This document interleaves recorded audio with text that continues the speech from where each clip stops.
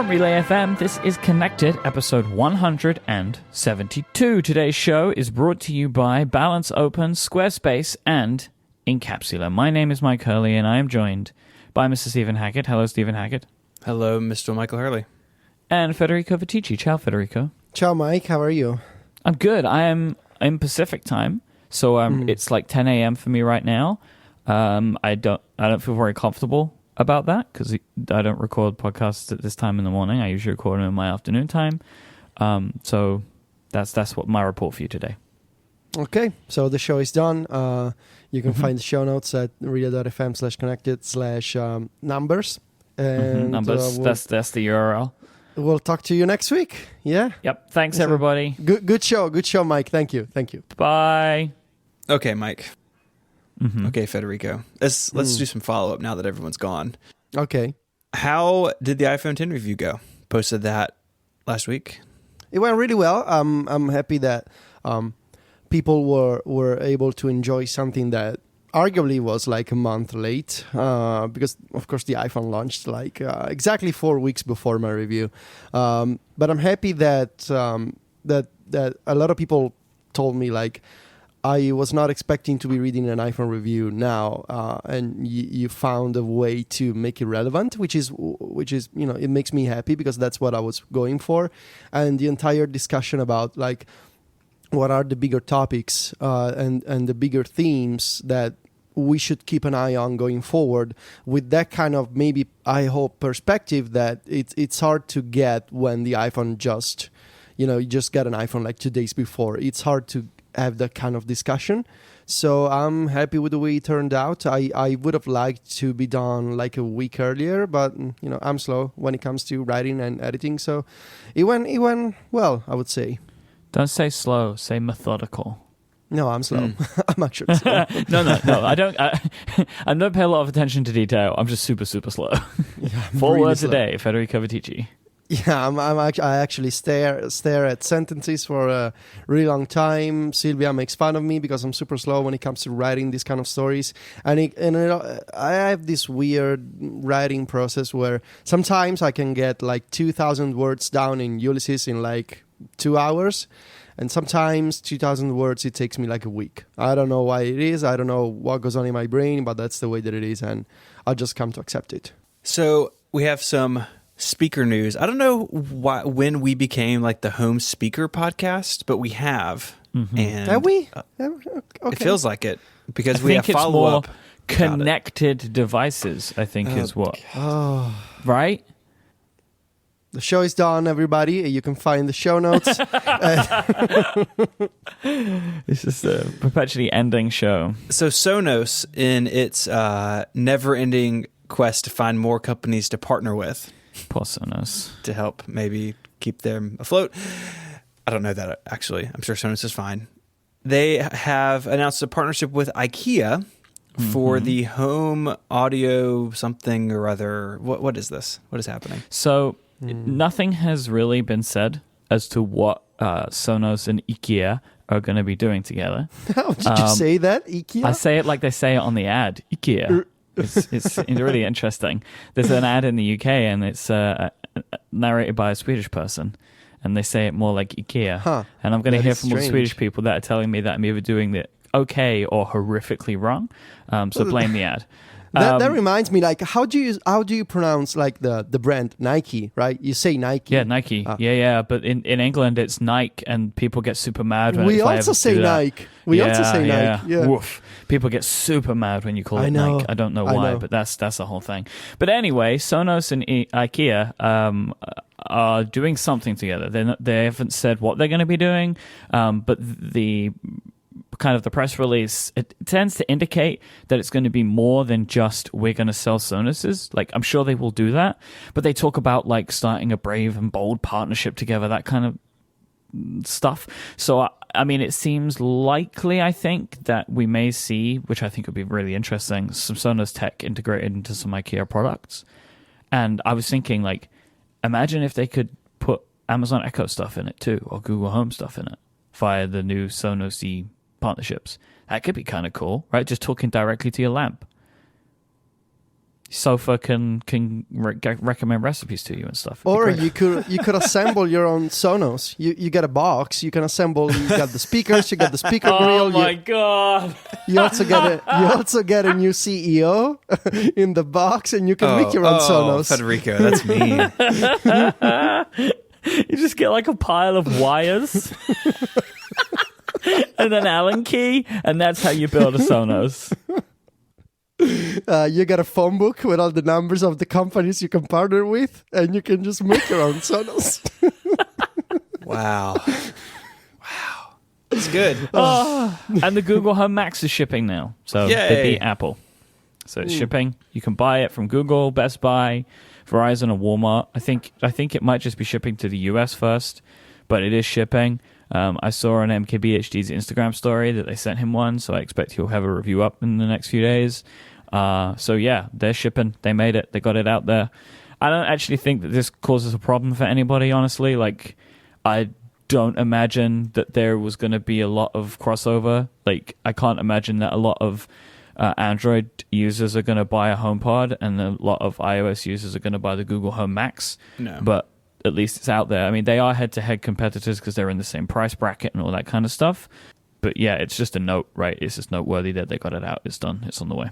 I mean, so many of these purchasing decisions are just the ecosystem you're in, the music streaming service you pay for, and if you use Apple Music, then you're basically set with the HomePod. If you want to talk to it. So yeah, I agree with you. Like, I don't think it's a problem for Apple that Google beat them out. I think that the market is more complicated than just who got there first. I think it's interesting about the just circling back to the Sonos IKEA thing. I think it's interesting to consider the possibility of maybe having some kind of like IKEA furniture that has pre-built locations, like pre-built spots for putting your Sonos, like different types of speakers. Like, imagine if you get like a Malm cabinet and there's like an inset for the Sonos playbar, and you can put the playbar in there, and then you buy a TV, you put the TV next to the playbar.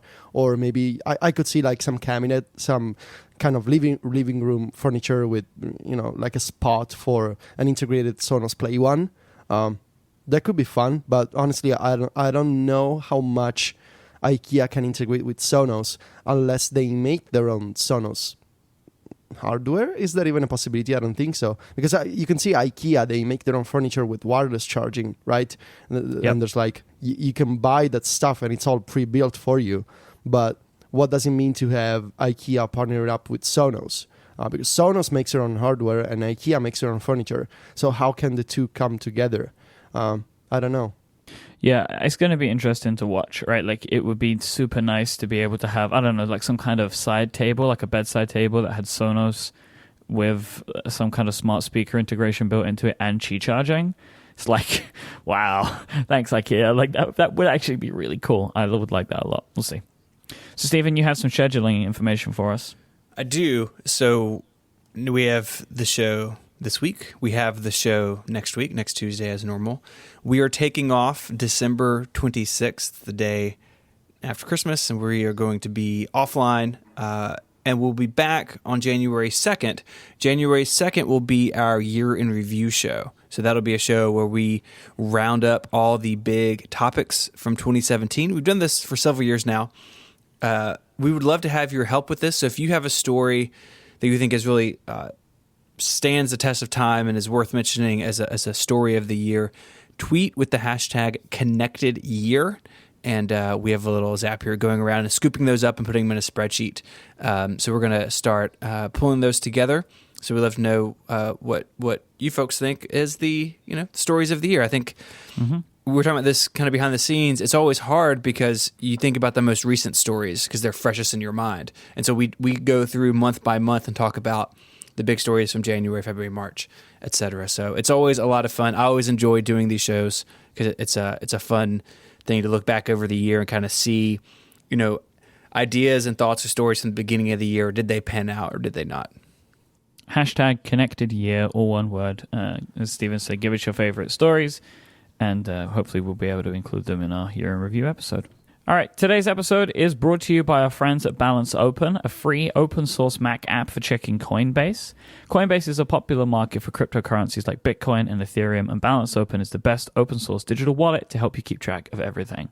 Something I find kind of funny is from how this stuff has changed from when Balance became a sponsor to now. Like, I remember it was like I was first kind of saying, like, oh, yeah, like, you should really pay attention to cryptocurrency. Like, this stuff is a thing. And now it's on the front page of every newspaper because Bitcoin is soaring through the roof. And it's just like a funny thing to me to be like, from then to now, I think everybody has got some kind of exposure to cryptocurrencies now. And Balance wants to help you get started if you're interested. If you go to bal.money/relay, if you're one of the first 1,000 people to go and sign up, you will receive $2 in the Ethereum currency for free as a gift from Balance. Go check it out today, find out more, and try out Balance Open, the open source Mac app for checking Coinbase. Our thanks to Balance for their support of this show. All right, so a couple of days ago, yesterday maybe it was, out of the blue, out of nowhere, Apple has begun to allow app developers in the iOS App Store to enable pre-orders for their products. Now, is this just for iOS? It's for every platform, iOS, Okay. I think macOS and tvOS. So I can't wait to pre-order some you can apps on tvOS. You can pre-order games that don't exist. So That's going to be a feature awesome. now. Yeah. So if you cast your mind back to when Super Mario Run came out, it was this, right? Do you remember? You'd go to the page. I mean, okay, it might be exactly, but it's similar, right? You go to the page and you'd be like, I want this, like, register for interest, and then it would give you a push notification. It's like 50% of that functionality because you get that. So you go there and you say, like, I want this, and you pay, or you press the get button, which I think now is badly worded again because you don't actually get it. You have to wait. It doesn't actually say pre-order, which I thought was weird. Like, I thought the button doesn't say it. It's just like text by the side of the button. I don't think that the layout of the pre-order page is extremely clear right now. I think that more could be done with that. But what happens is, as a user, you pay or you order, and then on the day that the app is released, you get notified and it starts to download automatically. And then as a developer, you have to do everything as if the app is already released. So you have to submit a build for review, you have to create the App Store page, and you set a pre-order date, which you're able to amend. You can only change the pre-order date within a 90-day window of the original date that you set in case there's any delays. And you can do everything as normal. You can submit updates during that period of time and everything while you're getting kind of, I guess the idea is you're getting marketing plans in place and stuff like that. Because I see a lot of people being like, oh, why would I want to do this? Like, I don't want to tell people about my app beforehand. There are so many companies that have, especially in games, will have a press release announcing a date. And if they're iOS games, something that's always frustrated me is, like, I kind of just have to wait, right? Like, I have to like try and remember in my head to get the app later, or be like, I hope I see it again. But now what my expectation will be is a lot more companies will have the pre-order ready. And a lot of it isn't because, like, you're waiting to finish the game, which I think is how a lot of maybe indie developers are. Like, they're waiting to get the app finished. But, like, there's a lot of companies that, like, they'll get it ready and then they'll have a plan, a marketing or PR plan, which take a set amount of time, and then the app will release. And I guess it's more for that kind of stuff. But I would say, like, I see a bunch of my friends, they'll tweet about, like, okay, my app is done, it's all submitted, and it's coming out on Tuesday.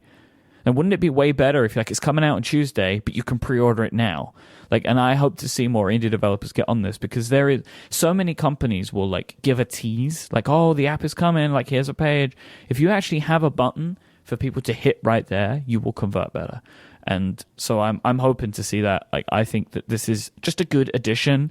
I think for me personally, like, this is the kind of thing that as a user I want more than, like, discount pricing and stuff. Like, just over time, I just find myself less interested in the requirement for that.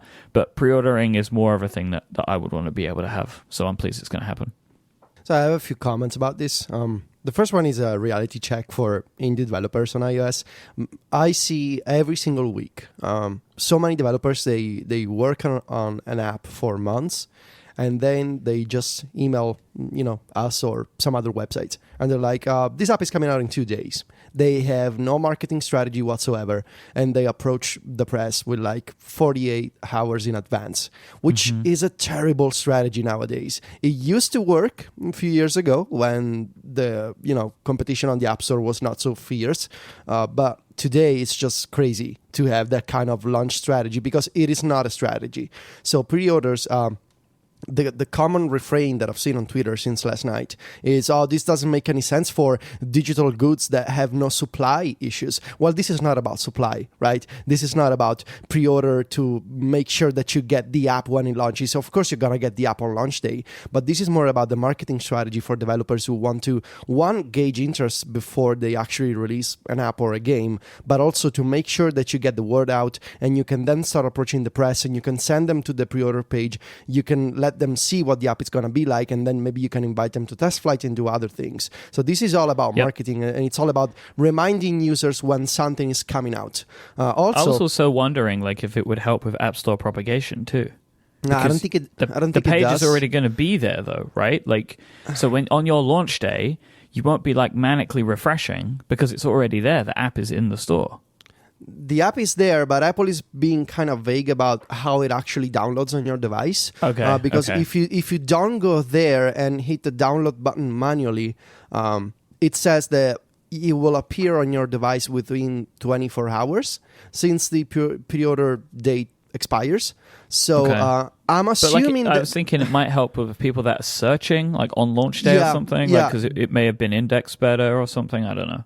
I think it will help because you're getting an iTunes ID for the product anyway. So the app must be somewhere on Apple CDN.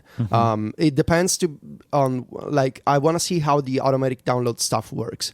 But also, another comment that I've seen is this is like Kickstarter for apps, which is totally inaccurate because no, that doesn't make any sense. Customers do not get charged until launch day. So it's not like you're giving developers money beforehand so they can get some cash to finish the product. You register your interest, you authorize the payment in the pre-order. And in fact, if the developer changes the price during the pre-order stage, so let's say that you pre-order a game at $3 and when the game launches it's $5, you don't pay $5, you pay $3. Because some legislation in the App Store, Apple is forced to honor the price that the user registered their interest. Which means that in addition to marketing, the angle that a lot of people are missing is that this could be used in a bunch of interesting ways. First could be register now and get the discounted price before the game or the app launches. But also, it could be a way for developers to do some kind of upgrade discounted pricing to a new version of an app. If you're an existing user, you can apply for a discount now. And I know that in theory, everybody could apply because the pre-order listing is public, but it could be a way for developers to sort of fake their way around upgrade pricing to say during the pre-order stage, you can get $3 off. And that could be a nice idea. Yeah. But in general, I feel like all the indie developers that are saying, this is useless, this doesn't make any sense because it's not like you're pre-ordering a limited edition video game. That's not the point. The point is make sure that you have a marketing strategy in place, which is super important these days. And if you're still one of those developers sending press releases 2 days in advance, you're doing it wrong. And it's a way to offer discounted pricing and to get on the App Store and make sure all your ducks are in a row before you actually launch a game or an app. I think it's very clever, honestly. Stephen, what do you think of all this? I think it's great anytime Apple adds features to the App Store that developers can use to either make their businesses more profitable or, I think what's important this time around, to garner more attention from their audience, right? So if you have a game or an app that you are hyping, like Myke, like you said, if there's a call to action, if there's a button someone can tap where they're in, right? Even if the app doesn't come out for another week, then that's more beneficial than you're hyping, you're pre-announcing, you're saying things, and then you have everyone's attention, but there's no call to action. There's nothing for them to do, right? And then you have to get them again when the app comes out or the game comes out. And I think that's why we see developers trying different strategies when it comes to publicizing what they do. A lot of developers don't say a word until the thing is out in the App Store. Other developers talk about their apps on podcasts or in blog posts or on Twitter and kind of build that attention up over time. So yeah, I think I'm excited about it. As a user, I'm excited about it, and I think as someone who knows a lot of developers and who is excited for developers to be successful, I think it's a good thing. So I'm glad to see it. Hackett, have your time. We cede the floor to you. Just crack my knuckles here. The iMac Pro. The iMac Pro is here almost. You can order it on December 14th. That is Thursday. That's 2 days from now. We're seeing this today, so today's Tuesday the 12th. We've seen a couple things. MKBHD has a nice video about it. There's several blog posts about it. We'll put these in the show notes so you can go check them out. There's no final pricing or options list yet, so we still only know the starting price for the 8-core, 32 gigs of RAM, terabyte SSD model. MKBHD, he had the 10-core in his video, and he shared some Geekbench scores in the video, and it just completely smokes anything out there, including the 2013 Mac Pro. So if you had a 2013 Mac Pro, this is a really nice step up. Up until this point, that was still the most powerful Mac, and under certain measurements. And other measurements, the 27-inch iMac beat it, but this machine beats both of them. I did want to talk a little bit about the upgradability deal, and we talked about this when the iMac Pro was announced over the summer, but it is a sealed box, so you can't go in there and upgrade things, including the RAM. That, like, my 27-inch iMac has a RAM door. I'm kind of feeling it right now behind the display. The iMac Pro does not have that. That's a bummer. I wish it did, but I understand why it doesn't. I was talking to some people on Slack earlier, and Jason Snell said something really smart. He said, this is an iMac Pro. It comes with the baggage of the iMac. And that means that things like the GPU, like having a GPU slot in an iMac Pro to replace the GPU 2 years down the road, that was never on the table for this machine. When Apple decided this was going to be an iMac that was slanted towards pro users, that defined it from there on out. And you can argue whether or not... Yeah, like it comes with the good and the bad, right? You also Totally. get an incredible screen built in, but then you lose the ability to change the RAM. That is a very astute point. Yeah, and if you're like me, I really, really like the all-in-one form factor. I have a lot of stuff hooked up to my iMac all the time, several drives, all this audio stuff for podcasting, and it's all nice and neat because it's an all-in-one. I'm not like running cables everywhere, and I like the aesthetic of the all-in-one. I like the functionality of it. And like you said, you get an incredible display built in.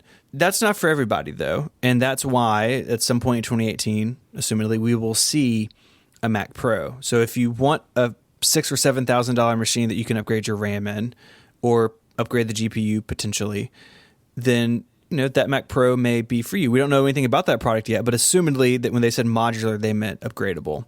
What's a more interesting debate than should the iMac Pro have a RAM door or not is we were living in a world where the iMac Pro was going to be it. Before Apple decided to resurrect the Mac Pro, to pull that team back together and to task them with building a new Mac Pro, the iMac Pro, this new 27-inch all-in-one space gray hotness, was going to be it. That was going to be their professional Mac.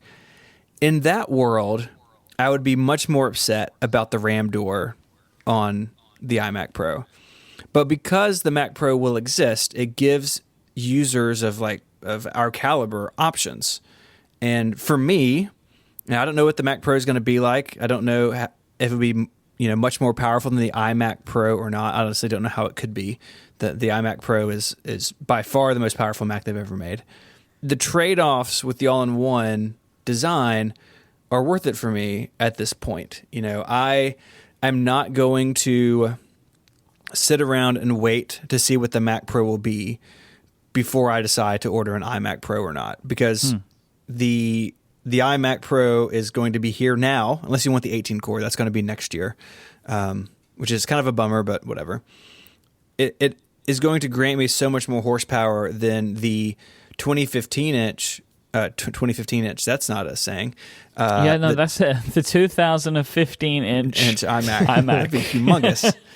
then It's really good for video editing. Yeah, it's like the whole side of my house is just one big display. It's so much more powerful than the late 2015 iMac I have now. Then it makes the Mac Pro sort of a non-issue for me. Yeah, and also it's like, how many times have you opened your iMac? Right? Yeah, so I ordered mine with 16 gigs of RAM. I ordered a refurbished model. It has an i5 in it, which is a bummer, but it was the refurbished one that was in the budget that was for sale when I needed a machine. It came with 16 gigs of RAM. I upgraded to 32, and I'm set. Like 32 gigs of RAM is fine for this computer. My guess is that Apple has information on users with third-party RAM in their 27-inch iMacs. And my guess is that the percentage of people who ever open that door or even know that door is there is very low, right? That they have it there. It's not on the 21-inch. I mean, I argued about this on like our old show, The Prompt, when the 21.5-inch came out. There's no RAM door, and I freaked out. I guess Apple's worn me down over the years, but my guess is it's not going to be that big of a deal. So it's something to think about when you order it, right? That, hey, the base is going to be 32 gigs of RAM. I would recommend, I'd probably say if you're going to buy an iMac Pro and you intend on using it for several years, probably upgrade to 64 gigs. And that's fine. Yeah, I want to say, like, we have to super just make the point. We 100% know that there are many people that would need a machine that they can open up and upgrade. Sure. Like, that's not the point we're making. The point is that the vast majority of people that would buy this machine probably would not need to. Like, they're going to be good with what it comes with. In the same way that, like, the current high-end iMacs, people aren't opening those up all the time because they're incredibly powerful machines. Right. The people who have, or who had, I mean, some of them still have them, the cheese grater, and they did put cards in them. Those people were unhappy with the late 2013 Mac Pro, the trash can. Yep. They're unhappy with the iMac Pro. Yep. Well, yeah, those people are going to get a Mac Pro again. And assumingly, you'll be able to take the side of it off or open it somehow and be able to put stuff in it. And that's awesome, right? Like, if that's what you want or that's what you need, and there are people who truly need that, I'm super pumped that Apple's building a machine for those people, right? I really am, because those customers are important Mac users. And it's important for the Mac lineup to have a machine like that. I truly believe that. But I'm not sure I'm one of those people. I would like a RAM door. If they had it in there, I would save money on the front end and upgrade the RAM later. But it doesn't, so I'm just going to order it with 64 gigs of RAM in it and just be done, because I want the all-in-one form factor. I don't want a tower with a bunch of stuff, just laying everywhere. The point I think we're making is that the options are good, and whether you are happy or not with the iMac Pro, you can balance that with knowing there's something else coming at some point, hopefully in 2018. And what we should be happy about and excited about the year of optimism is that, hey, Apple listened and is giving those users that machine. We were on track until whenever that Mac Roundtable was, February last year or March, whenever it was. We were on track to be in a world where the iMac Pro was it. And thankfully, someone stepped in and said, hey, this is not what we need to do. We need another option even above that. So I'm excited. As someone who uses a 27-inch iMac, I love the form factor. I love the display. I want an all-in-one on my desk.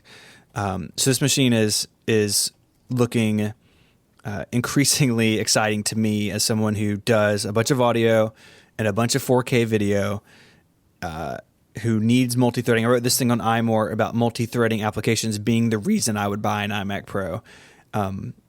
So for a user like me, I'm a professional Mac user. I mean, Myke, you are too. And we produce audio and video on our Macs. For us, this is a great choice. And for those people who want or need more, they have a choice too. And everybody can be happy. We don't have to be sad today. Today's a happy day if you're a Mac user, as long as you got $5 to $10,000 laying around. You're using a lot of language, which would suggest that you're going to order one of these. I am very much interested in this. I will be fine with this amount of RAM. I will be good with this. I am. So I do want to see what the final pricing is, because I would like to know, okay, if I do this, like, how much is it actually going to cost me to do a machine that would be reasonable to have for a long time? Is it weird to have the pre-orders go up and not have prices? So I mean, so all they've said today was it will be available on the 14th. And so I assume on the 14th that information will be there. And do we have a starting price? $5,000. Okay, so it starts at 5. So you know that's what you got to get in So the that's door. the base. Okay. So that, and we know the specs of that model. That's 8 core, 30 gigs of RAM, 1 terabyte SSD, and the base GPU, which still has 4 times the video RAM of the high-end video card I have in my iMac. So even the base blows away the high end of even just a couple years ago. So in theory, what are you configuring? So I'm going to look at a couple of things. I want to see what the RAM pricing is going to be. And some of those articles that are out now have a bunch of graphs in them, but no one really has everyone just has the 10 core, it looks like, that has early access to these. And so what I want to see is what is the performance difference between like the 8 and the 10 core, because the 18 just seems like extreme overkill to me. Yeah, you don't need that. I just don't think you need that. I think you're good. And so what I want to see is the price difference there, and does it make sense to invest in the 10 core over the 8? My guess is, honestly, sitting here today, what I think will probably happen is I'll do a base machine, so the 8 core with the base GPU. Again, I'm getting many more cores than I have now, and I'm getting twice the video RAM and upgrading it to 64 gigs of RAM. And that being such a big improvement over where I am now that it's just fine. Because a lot of this, I mean, it's an expensive machine. Like, I'm going to have to sell this iMac and pull some money together and talk to my business partner about it and, go from there. Don't worry about me. Like, you buy what you need. I have no intention of upgrading to this. It's just not. I just think it's too much for me. Like, I think I'm good. I want to see how it goes, right? Like, I want to see what people say, but I never feel like my iMac is being stretched. Like, I just don't feel like that. And I know I can make things go a bit faster, and I understand how, like, those time savings add up over time, right? Like, it's why I don't do all of this on a MacBook, right? Like, the time adds up, and you really feel it over time. But I just don't think I need to get in on this right now. Honestly, personally, like, I want to see what the Mac Pro is like. Like, I just want to see what that's like. I want to have all the options. And you have a desire for VR games, right? Like, is that a factor in this? The factor is I'm going to buy a PC. So I don't want to buy an iMac. I don't want to buy 2 computers. I want to buy one. Very expensive computers. Yeah. So like I'm gonna buy and build a PC. That's like my next project that I'm gonna do at some point next year. Yeah. And I don't have a desire to bring an iMac Pro into Mega Office as it stands right now. Sure. It feels like just too much for me personally.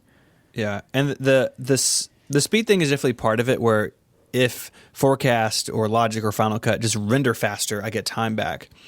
But I think that's part of it. But the bigger part for me is really with 4K video, that when I do that, I'm doing an increasing amount of it for YouTube stuff, that the late 2015 iMac, as great as it is, struggles with that workload. And the iMac Pro seemingly would not. So if I was just doing audio, I would not be as interested in this. Yeah, it makes sense. The 4K video is what is pushing me over the edge. And like I said, I don't necessarily need to swap stuff out.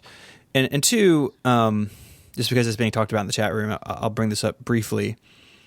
The Mac Pro, of course, within the cheese grater era, used to be upgradable, right? You could go out and buy capture cards, and like we have friends who run like SSDs on like PCI cards because it's super fast. You can put in new video cards. But the reality is, most people didn't do that, probably. But even if you did, your options were super limited, right? It's like you can have any graphic card you want as long as it's one of these 2 that macOS supports. Yeah. If that was the case then, after that form factor had been around for so long and was more affordable than this, I mean, you could get a base Mac Pro at times for like $3,000, I think. The market for that now may be even smaller. So this thing, the iMac Pro comes with the AMD Vega graphics. Similarly, the Mac Pro would as well. is your only option going to be AMD cards? There's not much stuff there past Vega. Vega is the best AMD card there is. You can go to like NVIDIA stuff, like the 1080 Ti and some of those really high-end cards, but Apple has to support it in the software. And the card OEMs, like NVIDIA or whoever you're buying your video card from, has to have drivers for it as well. And so saying I'm going to wait for a Mac Pro because I can upgrade the GPU, like that's true and that's fine, but I think that market is going to have to prove itself to be valuable for companies to support it. And if the Mac Pro sells in the thousands of units range or even the tens of thousands of units range, that may not be enough for someone like NVIDIA to deal with the drivers. And they have drivers for some stuff now, and you can do eGPUs and all that stuff. But I think that there's a real lack of options there. It's not going to be, the Mac Pro is not going to unlock some paradise where Myke, if you build your gaming PC, and I think you totally should do it, you're going to have a wide option of choices. And over the years, you can really keep that machine up to date. Mm-hmm. And that's just harder on a Mac. Like, even if they're drivers, and I know, like chat room, I know NVIDIA drivers for the Mac, stop yelling at me. It's just not as flexible as the PC market's going to be. So again, the trade-off for me, the iMac Pro wins. And, when the Mac Pro comes out at some point, then I can always reevaluate. But I think for now, my options now for 2018, the iMac Pro is the best machine for me if the budget stuff works out. But my real question is, Federico, if you're still out there somewhere. Yeah. You wandered off. You went and got a sandwich and came back. When you, because I think about all this Mac hardware, right? Like way more powerful hardware options. And really the Mac has now with the iMac Pro has a wide range of hardware. And I'm not talking form factor, even though that's maybe part of this question I'm going to ask you, but in terms of power and capability, right? Like from my wife's little Retina MacBook all the way up to this iMac Pro is a huge range of stuff, right? And you can pick a machine at a price point that makes sense for you with the specs that make sense for you. The iPad line, of course, doesn't have that. And the way Apple gets around it is they sell older things for less money, which is fine. It's not commentary on that.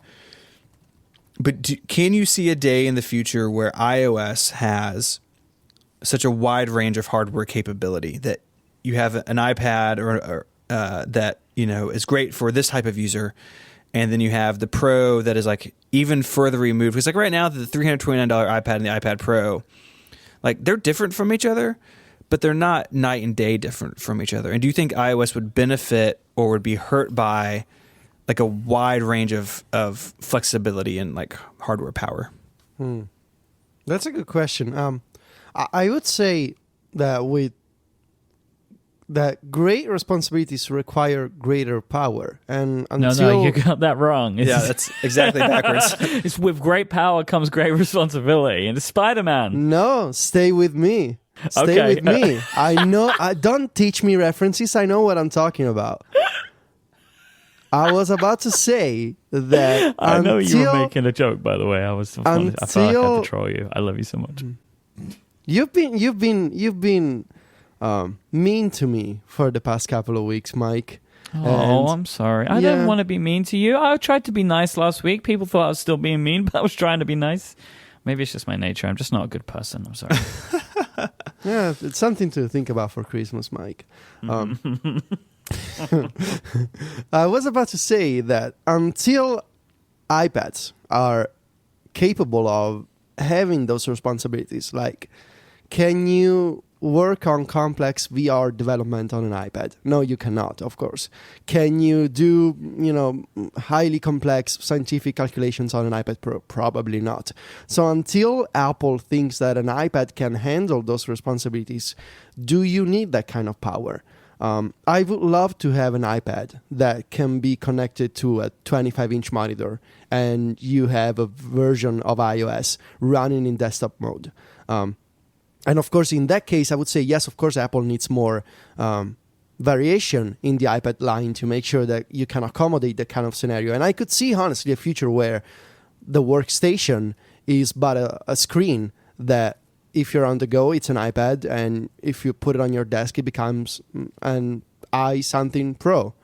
So 10 years from now, do we think we're still gonna have Mac Pros and iMac Pros and on the side iPads? I tend to believe that in the future there won't be two operating systems but just one.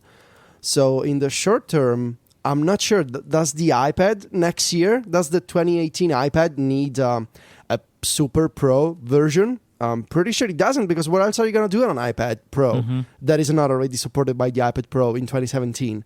But 10 years from now, maybe.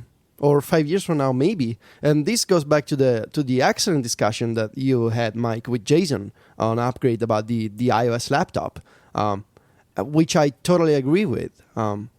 It depends on where we see these things going, because Apple says the Mac goes on forever, and they don't want to do the hybrid, they don't want to do the single OS, but maybe for now. But realistically, for a company that likes to integrate as much as possible the software and the hardware, it's a bit short-sighted to believe that they are not going to integrate all of the software and all of the hardware decades from now. So that's my argument. For now, it doesn't make much sense, I think, to have multiple versions of the iPad Pro where you can choose the specs. But in the future, maybe. But it depends on what they're going to do with the OS, I think. Yeah, I think that's a really good point. Like, you could just keep making more and more powerful hardware, and that's awesome. But there's got to be something to do with it. Right. And they're just... Everything that you can do on an iPad right now, the current hardware is already too powerful for it. Yeah. Like, there's already hardware to spare on this stuff, so it's not required. Like, maybe one day, but not now. Yeah, even if you work in Affinity Photo or those pro apps that I don't use. I mean, of course, I'm using Ulysses, and I'm not like I'm working on a review in plain text. I'm like, man, I wish I had 10 gigs of RAM on this iPad to deal with this plain text. So that's not me. But I'm pretty sure that even if you edit some 4K video with Luma Fusion or some other video editor on the iPad, it's enough for now. Yep. Because you cannot do that kind of more complex work that people buy Macs for. So, it doesn't make much sense now, I think. All right, today's show is also brought to you by Squarespace. Use the offer code WORLD at checkout and you'll get 10% off your first purchase. Make your next move for Squarespace, because they will let you easily create the website that you have in your mind to get your ideas out into the world. Whatever your next idea is, Squarespace has all of the tools that you need to put it out to the world. If you want to create a portfolio, blog, an online store, a site for your business, band, maybe you want to create a site for your new podcast, no matter what it is, you can grab a unique domain name, take advantage of beautiful templates, award-winning 24/7 customer support at your fingertips. It's all there with Squarespace. There's nothing to install, no patches to worry about, no upgrades needed. They are an all-in-one platform, so you don't have to worry about any of that stuff, because Squarespace has got your back. We use Squarespace for a bunch of stuff here at Relay FM because we just don't want to have to worry about all the nitty-gritty of trying to get a store set up. Squarespace has it. It's just drag and drop. You just enable the store and the store is ready. It's fantastic. We love it. Squarespace plans start at just $12 a month. You can sign up for a trial today with no credit card needed just by going to squarespace.com. Then when you sign up, use the offer code WORLD, WORLD, and you'll get 10% off your first purchase. So just use WORLD at checkout, and you'll also be showing your support for this show. We thank Squarespace for the continued support of Connected and Relay FM. Squarespace, make your next move, make your next website. So the Amazon Prime Video app has finally arrived. It's made it. We were told about this like 6 months ago, and it's coming, we promise, and here it is. People were really upset about it. I'm just going to say, I'm going to let you guys talk. I'm just a super quick thing, and I'll say that you guys can give your thoughts. I kind of don't care that the app is janky. I just need to get to my video, and I can get to my video. Like, that's it. That's it for me. I don't care. Like, none of those apps look good, right? Netflix doesn't look good. Like, it doesn't look like a tvOS app. It just looks like the Netflix app.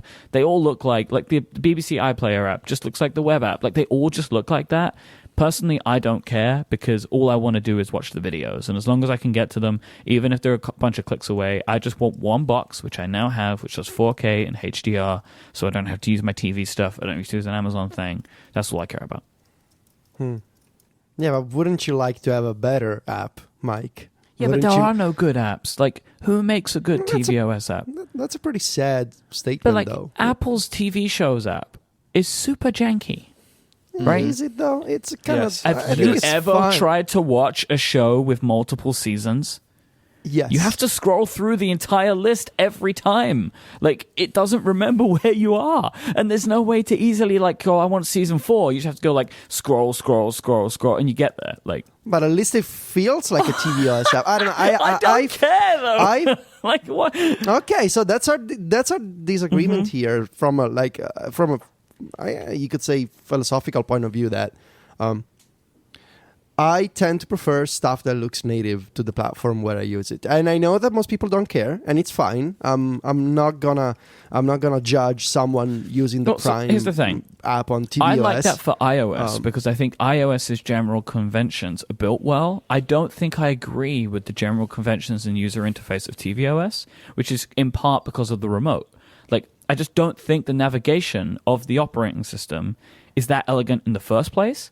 So I kind of don't care about the tvOS metaphors because I don't particularly have a lot of affinity for how it runs. Does that make sense? Mm-hmm. Yeah, sure, it does. I just think that, for example, the fact that when you navigate the Amazon app, it doesn't make any sounds. That's a tiny detail. I know that most people don't care, but I like it that my navigation when I use the remote, which I hate, by the way. I think it's awful, but at least I have some kind of feedback when I use it. Yeah, sounds are nice because there's no vibration, there's no taptic, so sound is nice. And I was thinking about this, not about the Amazon app itself, because I don't even care. I don't even watch video in the Amazon app, but about the bigger. I don't care about Amazon. It was just a starting point for another mini discussion that I wanted to have about all these cross-platform apps, and that read it once and run it everywhere. That kind of mentality. Sometimes I wonder, honestly, if it could be less work to just write individual native apps that work better and that are native to the platform, instead of spending months trying to adapt these monster conglomerates of a bunch of different APIs and JavaScript and web views to make sure that they work in some capacity. Why don't you just write a native app and be done with it? And I know that these big companies have bigger interests, like maybe they want to make sure that everything is a web view so they can track your stats and behavior better. I don't know. But as a user and as someone who writes about apps, sometimes I wonder, is it really worth the investment for Amazon? Couldn't they, if the problem is analytics, for example, couldn't they just embed some analytics in a native tvOS app that feels better, looks nice, and nobody complains about it? Instead, having to spend months trying to adapt it and trying to make it work. And the same could be said about Electron on the Mac. Oh, no, Electron is hot garbage, and anyone who uses it should be ashamed of themselves. But I think there's a point to the TV, the video streaming world that you're missing in your argument. And Myke touched on it a little bit. And yeah, I agree with you. Like, the app should be better, and like we deserve better tvOS apps. Like, I agree with all that. But these companies want their platform. So Amazon Prime wants Amazon Prime Video to feel the same and look the same on iOS, tvOS, Roku, the stupid app on your smart TV. Same with Netflix, right? The Netflix UI is the same wherever you go. And I think we are more sensitive to that on the Apple TV because we have the expectation from iOS that apps kind of look and feel a certain way.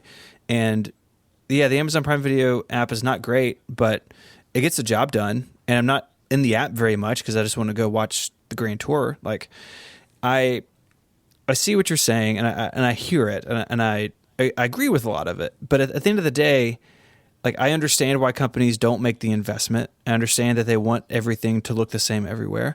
And I don't think it's that big of a deal because users are just going to go in and watch a video and they want to be able to find it quickly, and that's the win for Amazon, right? They would rather you expect, even if it's not good, they would rather have the same expectations set everywhere. And I can understand that. Let me take that a step further, Cool. Federico, right? Let's imagine a world in which Google and Apple and Microsoft go, right, we are fed up with the way the web looks. It is time to implement our standards templates. And every website in the world now has to design themselves to look exactly how we want with our interface guidelines. And then you have to redesign Mac stories to look a way that Apple likes or that Google likes or that Microsoft likes. No, we already had AMP It's a different pages. topic. But it's like... You're comparing a web browser with an Apple TV, which is a product by Apple that you made and you sign an agreement to be on the App Store. That's a very different discussion. All I'm trying to get at is like these applications believe in their own branding, whether you like it or not. Like it doesn't matter. But like I don't like it. Yeah, but you don't have to. Like I said, it's Amazon fine. does. So why should Apple be able to say to them, "No, you can't look the way that you want"? Right? No, it's not Amazon. It's people like me and John Gruber complaining about it. It's not Apple. I just think it was really just a personal taste thing. I don't like this janky stuff when I see it. I mean, I don't like it, but I also just don't think that any company should be forced to conform. Yeah. Companies are people too. Cool. Remember? Because I know I wouldn't want to, right? Like if Apple were like, you can't do artwork like that anymore. Your artwork has to look like this for your podcasts. Like that would annoy me and be like, no, we believe we can express ourselves in our own way. Like I know that we're on your platform, but I don't think that you should be able to control everything. And I think that's how a lot of these companies are. I mean, I think what the argument that me and Steven are making here is more that just like, the apps shouldn't necessarily have to conform to the human interface guidelines constantly. We are not arguing that this is a good app because it just isn't, right? But I think a lot of the argument is just like, oh, it should have to look like tvOS, and I don't necessarily think that should be the case. Let me rephrase it. My argument was not necessarily about the way that it looks, even though that's the most evident problem.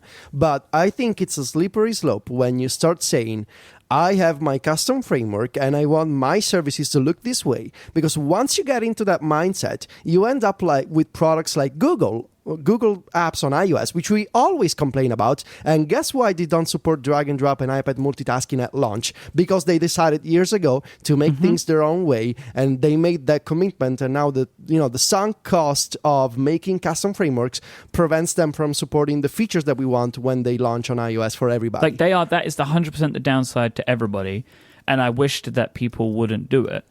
But I also see from their perspective why they might want to. Yeah, but I don't like it. Like, obviously, like I hate the fact that it takes Google so long to update things. But like that's a technology thing as opposed to a design thing. Like because they are building their own engine, which Apple doesn't supply to them. Like Apple doesn't supply to Google the ability to do collaboration. Like that's not a thing that they can do, right? The problem with them updating so slowly is because they're building their own framework so they can do their real-time collaboration, not because they want to look like an iOS app. I'm not sure where you're going with this, but okay.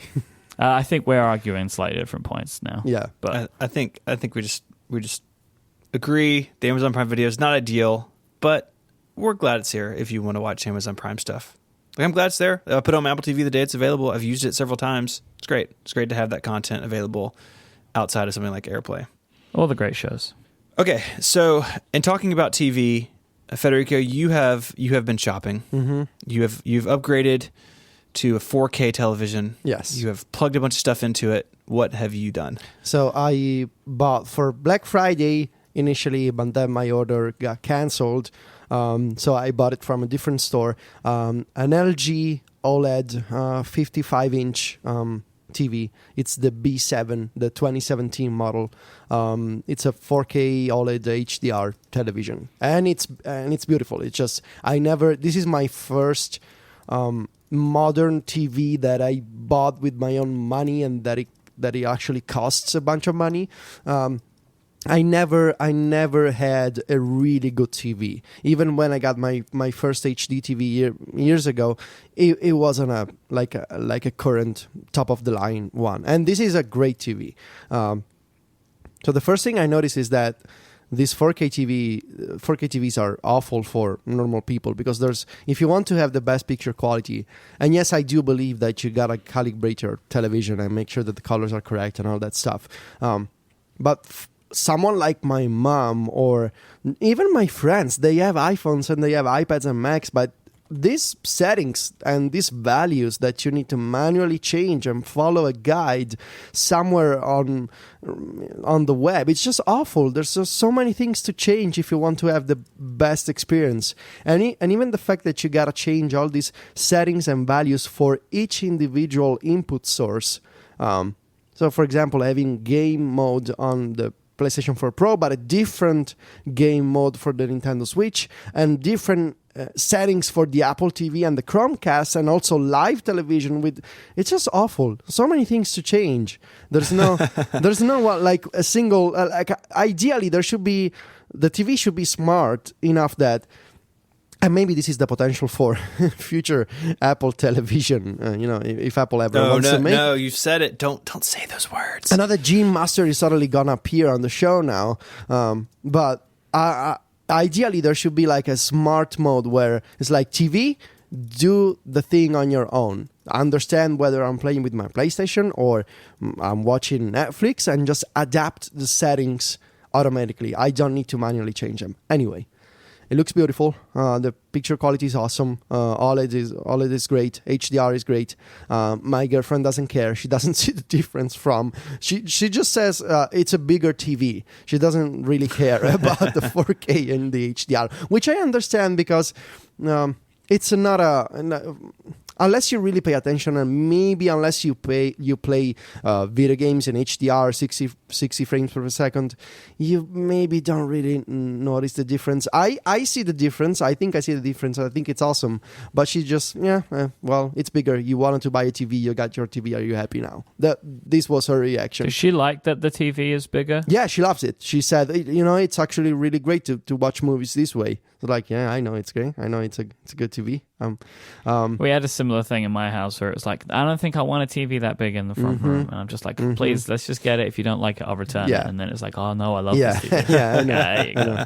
I know. I'm gonna use all this when I upgrade from my we have a 42-inch 1080, which we bought like 4 or 5 years ago. It's fine.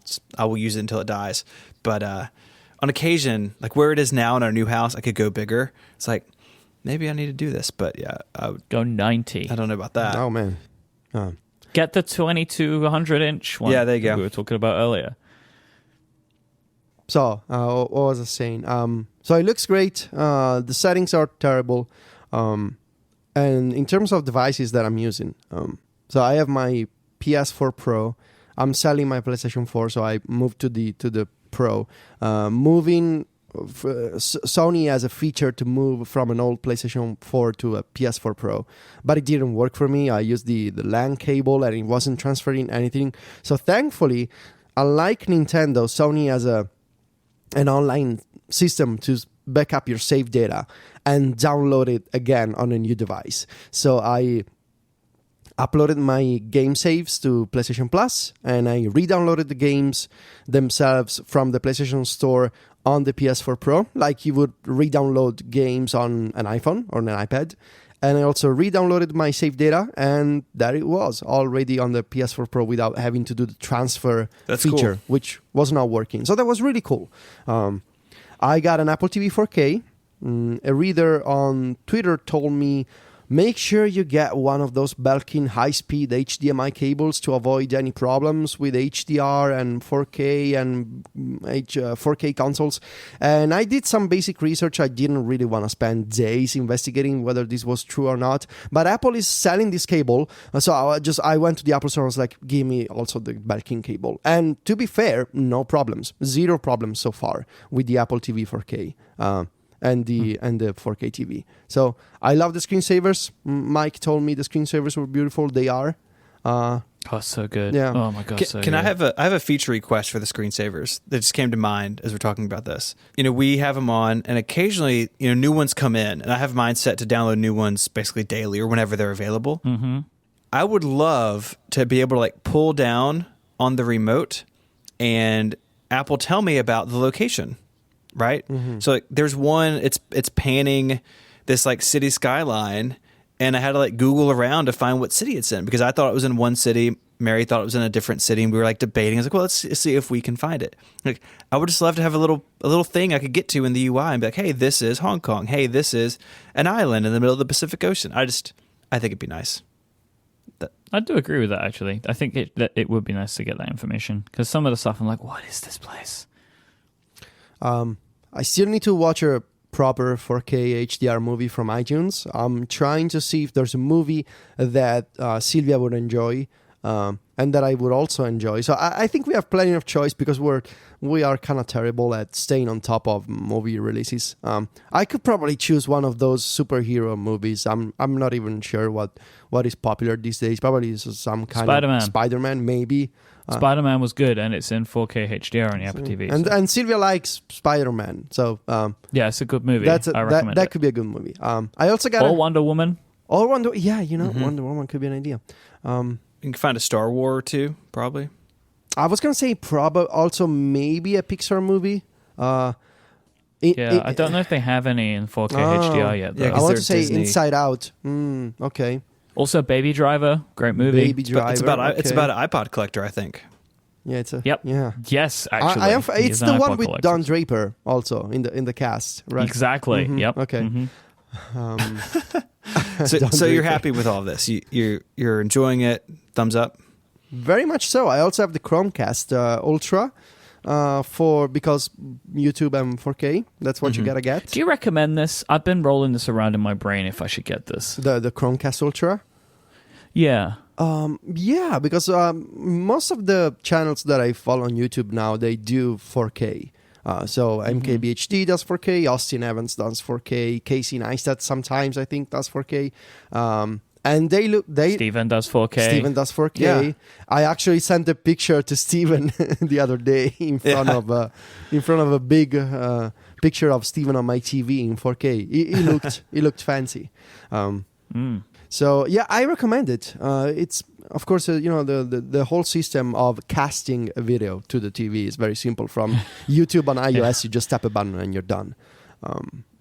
But yeah, I wish there was a setting actually to say on YouTube, I always want to stream in 4K. Never mind adjusting the playback depending on the speed of my internet connection. Like I want a setting that says always 4K, but it doesn't exist. I'll wait. I'm good.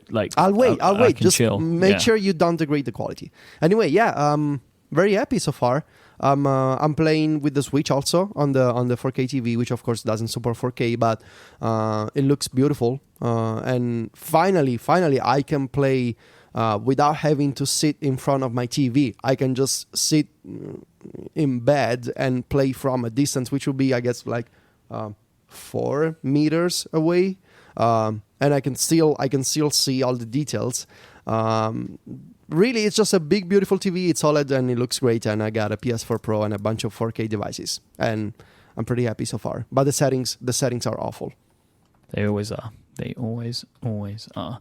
Today's show is brought to you by our friends at Incapsula. They will let you delight your visitors that come to your website, whilst also frustrating those pesky attackers because of their bulletproof security options and fast content delivery network. Huge companies use Incapsula. Fortune 500 companies trust them every single day because they will keep things safe. They will block your site from attackers. They will keep the user experience fast and smooth so people can enjoy your content undisturbed.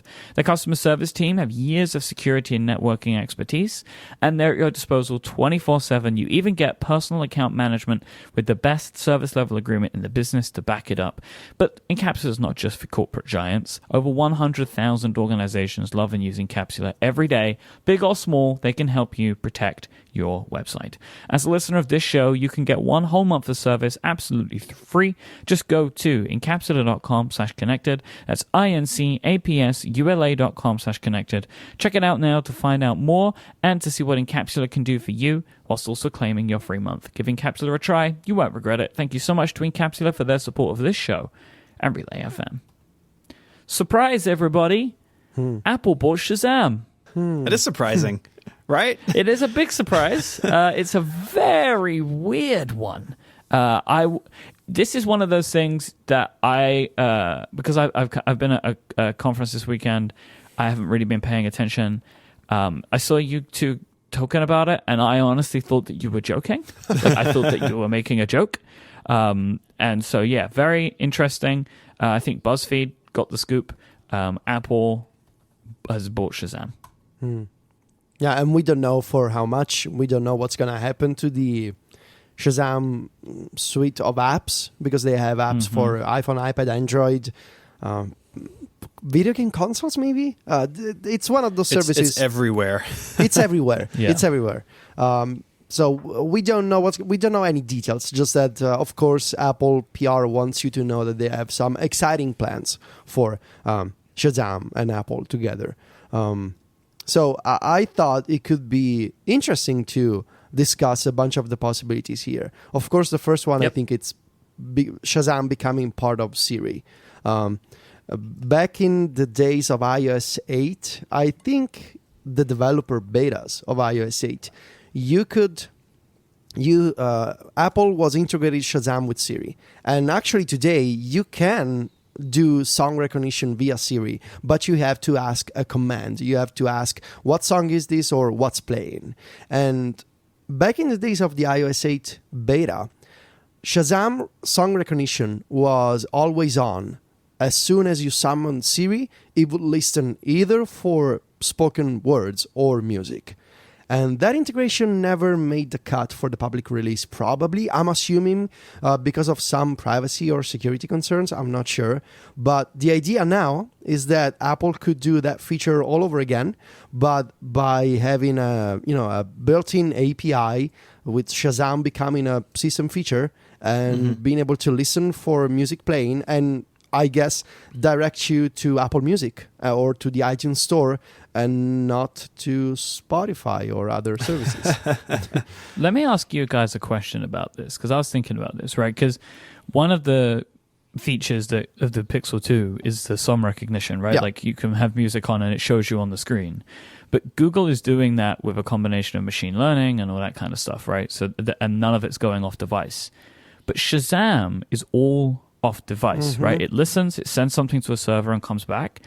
This is not very Apple, right? Like I can't imagine them integrating the way that Shazam currently works into an iOS system feature, because then it would be sending the audio out. But and if you're doing constant listening, right? But like if there is a constant listening aspect, that's a different story, right? So I'm intrigued to see how this goes. Maybe Shazam was working on a feature. Maybe they've already got this, right? And like Apple saw it and they were like, yeah, we'll buy you now, because they have some sort of like on-device machine learning algorithm for it. But I don't know. Here's the problem.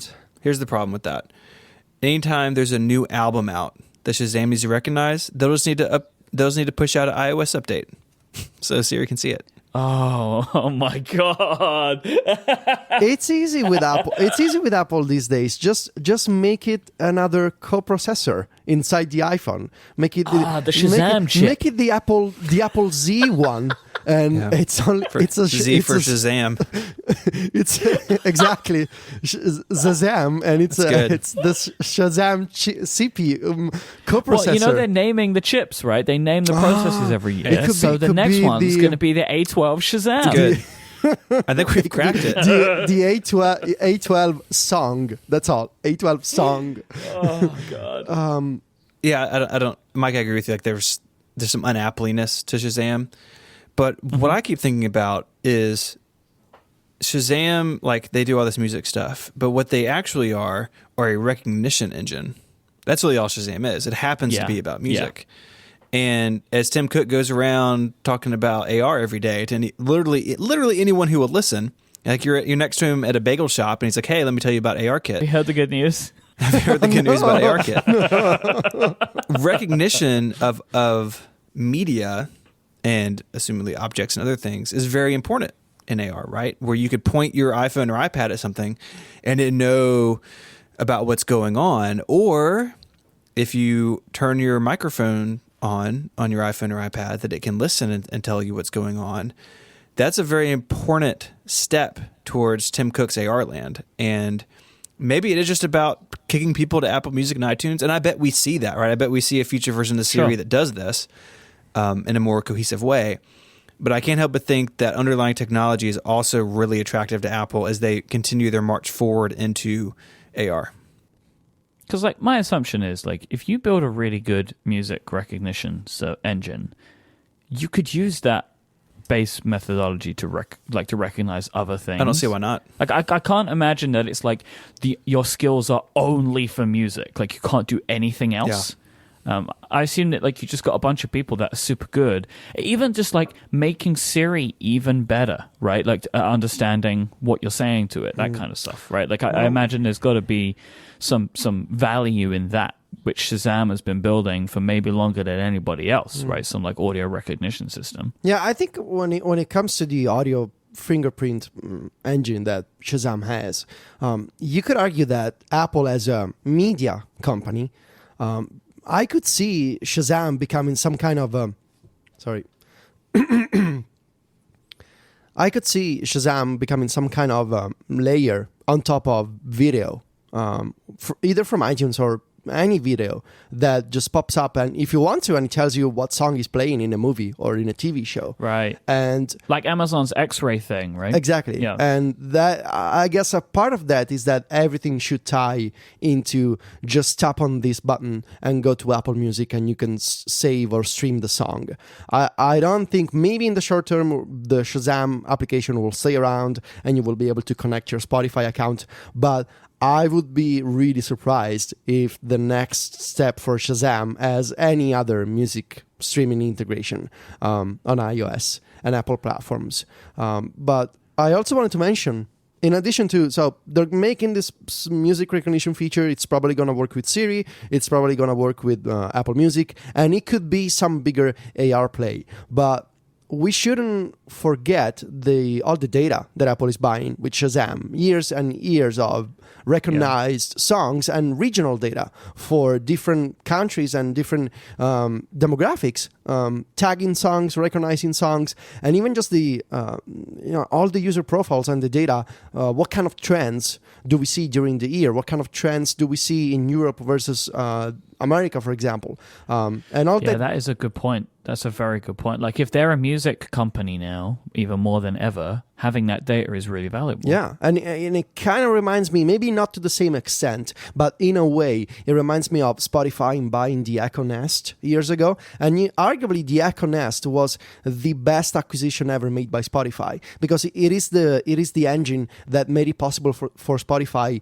to release features like Discover Weekly, Release Radar, and Fresh Finds, all the features that make Spotify stand out. Those were possible because of the data. The Echo Nest was largely responsible for those features. But Shazam is not the Echo Nest. It's not that advanced, but it's still valuable data from millions of users on many different platforms. And I bet there's something interesting that Apple could do there, even just if you account for Shazam's efforts to become more than a microphone that listens for music. They, especially over the past 2 years, if you've been paying attention to Shazam, they revamped the entire app so that it was focusing more on discovery and browsing artist pages and finding related songs and discovering regional trends in each country. And I bet that Apple wants some of that focus and sort of philosophy when it comes to making a music streaming service that is not just the music streaming service that is made arguably in LA and made by Apple. So when it comes to curation and discovery, they could use Shazam's years worth of regional data, I think. I think that makes a lot of sense. I would expect to see, my expectation is that for the time being that the Shazam app will remain, but I expect an update which rips out Spotify and stuff like that. Oh, like that it's gone. Because there's no way. Apple Music is on Android, so like they could just do that. They could just pull it right out and just make Shazam. You can still get all the information you want, but any links to go and buy the song, listen to the song, will just take you to Apple Music, which I think is like whatever. Like that's how this stuff works. Like they don't have to. You're still getting the use out of the app, which is the main thing you want. It's just tell me the name of the song. Right. And I think that's what most people are looking for. Yeah, and that may not even be a big deal long term, because what if what Google's doing on the Pixel becomes part of Android in the future, right? They just roll it in and Android phones can just do it. At that point, Shazam is in trouble, right? Because now Android users don't need their app. And so I think it makes sense from a lot of angles. And it's just weird. Like, it was so surprising. We rarely see Apple make big public purchase like this. And like everybody knows what Shazam is, right? Like when Yeah. they bought Yeah. PI Semiconductor, like, oh, they make chips, and like that led to the A line of chips, but no one knew who they were except us. But, like my mom knows what Shazam is, like everyone knows, and so that's exciting to see Apple see what they can do with it. So pretty crazy. Like not on a huge scale, but it became kind of Google-like with the verb, right? Like Yeah. Shazam it, yeah. right? Like it became like a thing. I mean, I know that I've heard people say that. I mean, it's not crazy huge. It but sounds so bad in Italian when my friends say that. It's like it's okay. You have to do it now. Shazamalo. Oh, It's like when someone says tag it on Shazam, but as a verb, and it's the conjugation of the verb in Italian that is so awful. It's one of those. Shazamalo. Yeah. I love that. It would be like the imperative form of put it on Shazam. I don't know how to say Shazam it. Yeah. Yeah. It's just ugly. Shazamalo. That's great. Sounds like a really bad Marvel superhero. Oh boy. Thank you so much for listening to this week's episode of Connected. You can find links for this episode where, Federico? Relay.fm/connected/172. Perfect. You did it. If you want to find Federico's work online, macstories.net, appstories.net. He is at Viticci on Twitter, VITICCI. Steven is at 512pixels.net. He's 512pixels on YouTube, and he is at ISMH on Twitter. I am at iMyke, IMYKE. Thanks again to our lovely sponsors this week, Encapsula, Squarespace, and Balance Open. We'll be back next time. Until then, say goodbye, guys. Arrivederci. Adios.